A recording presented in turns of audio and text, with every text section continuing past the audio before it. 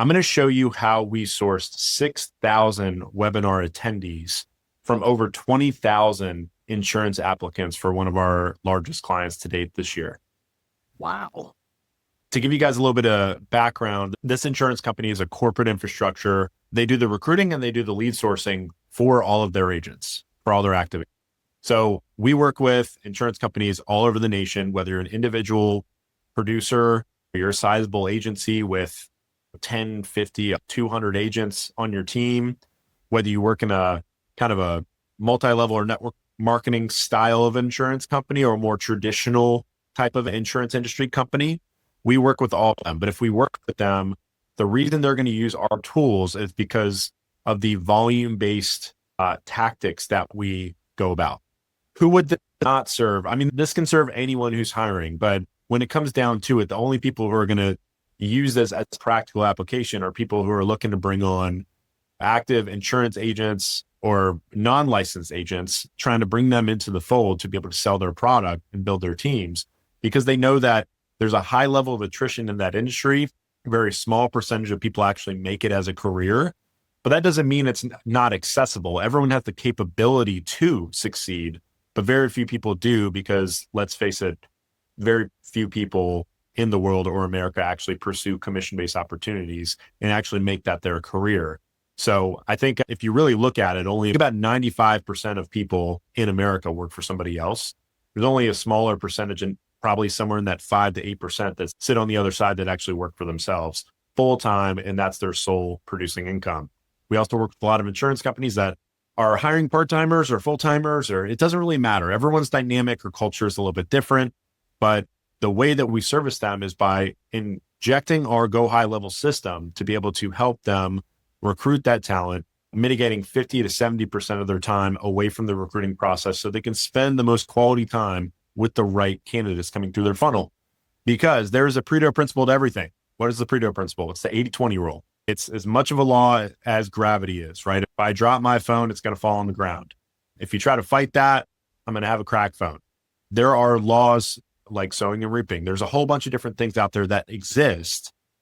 The principle is one of those. I would love to break it, but I have not found a way to break that yet. So when it comes to sourcing applicants in the insurance space, or pretty much any space, there is a Pareto Principle. 80% of the applicants are going to be looker-loos.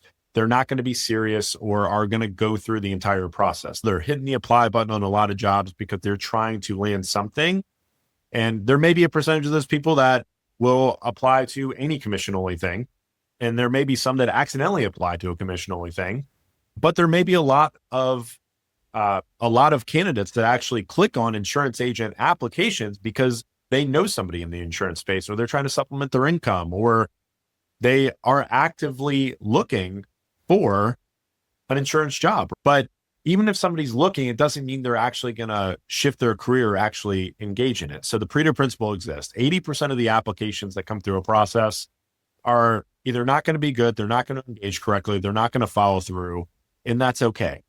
Do not beat yourself up. It's meant to be that way. I don't know why, but what you want to put yourself in a position to do is spend more of your time with the 20%ers than the 80%ers.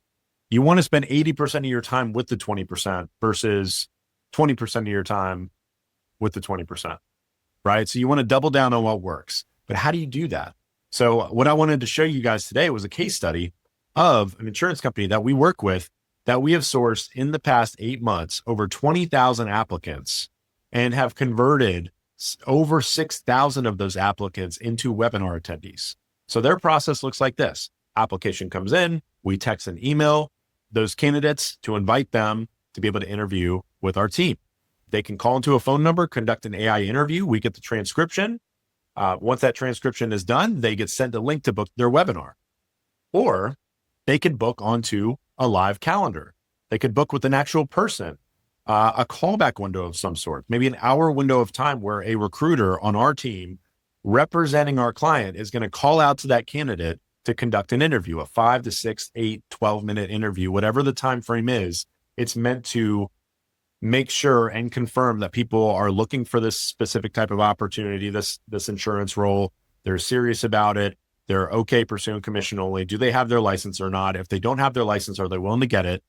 and some other vetting type questions to, maybe, do you have an active valid driver's license? Do you have any felonies? Because a lot of people lie on applications, but they will not lie to an actual recruiter, or, believe it or not, to an AI interviewer. So we use AI, we use pre-vetted video questionnaires, we use individuals who are actively making calls outbound to these candidates to conduct the actual pre-vetted phone interview. And when that's done, confirm them into a webinar. So our client hosts a webinar every hour on the hour that is pre-recorded, that feels very, very live. It's actually a phenomenal strategy. Feels live. There's two people talking on the webinar. It feels like they're talking to them right then and there. And when somebody enters that webinar, there's a team on the back end that is watching the webinar attendees. And when it's done, that hiring manager on the back end is calling them to confirm their interest, to make sure that they watch the full interview, don't have any questions, and talk about that licensing process or procedure, or the next steps to be able to represent their company in the insurance space. I want to show you guys real quick. These are the over 6,000 webinar attendees that we have confirmed. You can see it dates all the way back. This is October, all the way back to March.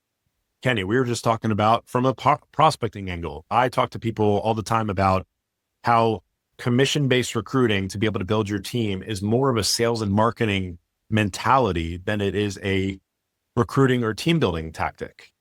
We're not here to sell people that they should work for us. We're here to create the right numbers so that we can have the proper posture with the people that are supposed to be working with you. So Kenny, you were just talking to me about a huge leads list with thousands upon thousands of people on it, and thinking, man, it's going to take me a lot of time to get through this list. Here's the deal. Every person who's trying to build their team feels that way when they're building their insurance company. They're getting a lot of applicants, depending on how much money they're spending on Indeed or ZipRecruiter or LinkedIn. A lot of times, because they're running a commission-only job, they're getting blocked all over the place. Indeed is restricting their ad.